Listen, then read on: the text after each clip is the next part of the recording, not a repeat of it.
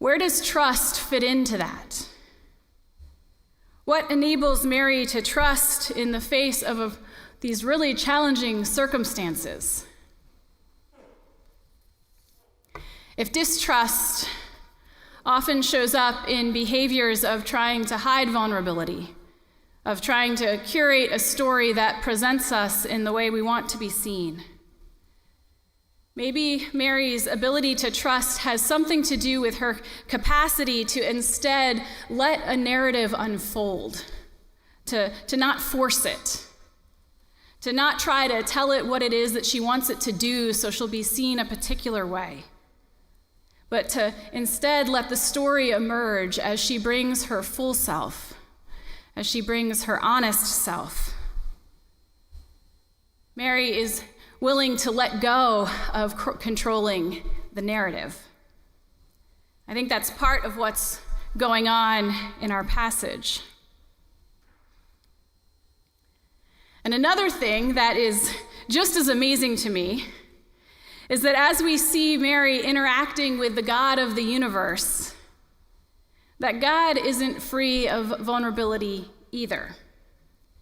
God is about to come into the world in the form of a tiny baby who needs to eat and to sleep and to be nurtured and raised.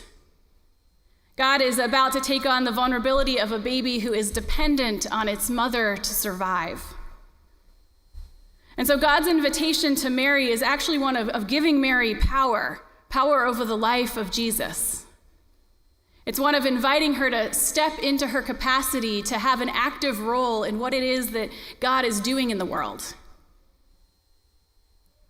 Which means that what we see here is the deepest mutuality. The trust that Mary exhibits in God is also the trust that God has in Mary. God chooses to trust Mary, to trust her body, to trust her heart. That's what is so powerful about this story for me this week. Mary's trust is not one-sided. Both God and Mary aren't curating a narrative for themselves, but they are letting a narrative unfold between them. It's a story of mutual vulnerability. It's a story of mutual trust, things that are essential to the kind of relationships that we are created for.